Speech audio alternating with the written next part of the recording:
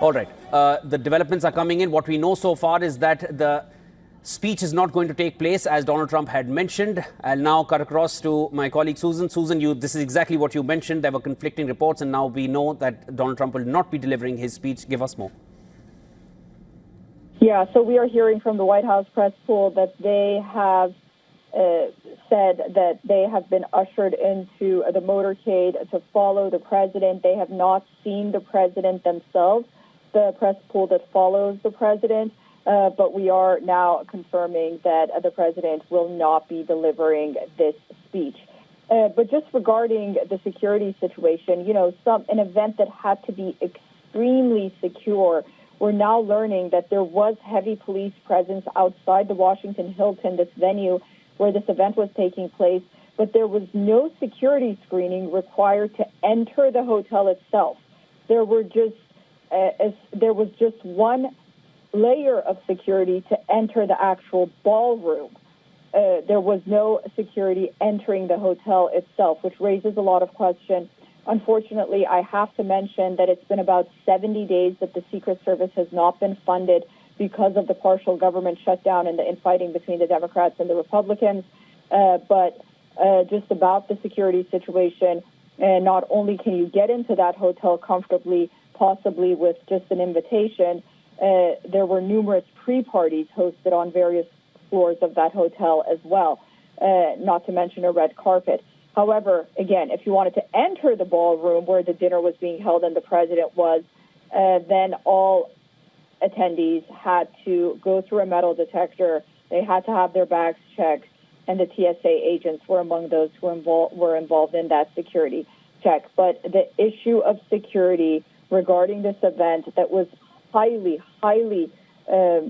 really publicized, that the president was finally going to take part after years of boycotting it, that's going to be a question that has to be discussed. But as of now, both parties and those who were involved and the president's cabinet and those attendees, they are just happy that the president is safe and no one actually got hurt, although we need to get more information about whether or not anyone was injured inside of that lobby when the shooter shot those 4 or 5 shots that he fired. And shots being fired in the vicinity of the sitting U.S. president. It really reckons a major question being posed towards the security apparatus of the United States, because this is the most important man, not only in the U.S., in the world. And when there are shots being fired in the same vicinity, it raises a lot of questions. We remember what happened in 2024 in Butler, Pennsylvania, when there was an assassination attempt on U.S. President when he was campaigning to be the U.S. president. And now we're hearing of this. There have been other attempts too. I'll quickly cut across to my colleague Jyotsna, who's there with us here in the newsroom. Jyotsna, developments are coming in, but now what we've learned is that the event is not going to progress the way it was initially planned. There were reports suggesting that Donald Trump may now return once again to give his speech. Finally, the Secret Service seems to have suggested otherwise. Anything more you've picked up? Give us.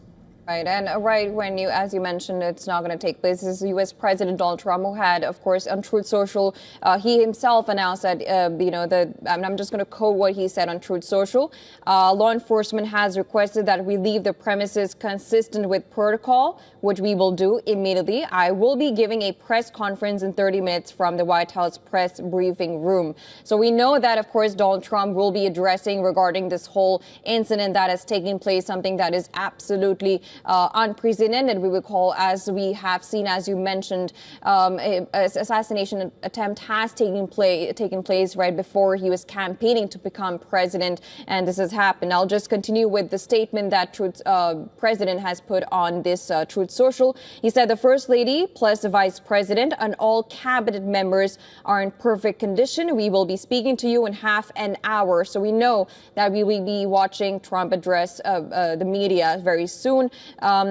He adds that I have spoken with all the representatives in charge of the event, and we will be rescheduling within 30 days. So now we know that it's not taking place now, but it will be taking place 30 days later. And we're also awaiting his address that will be taking place, and of course, whenever he reaches the White House and when he's going to address the media regarding that. What we know is that this, of course, took place at a very, very fragile moment where a lot of world events are taking place. So, of course, we'll have to wait and see what he says about this press briefing, something that he has not attended in his first term, but for the first time after becoming president. Shivan.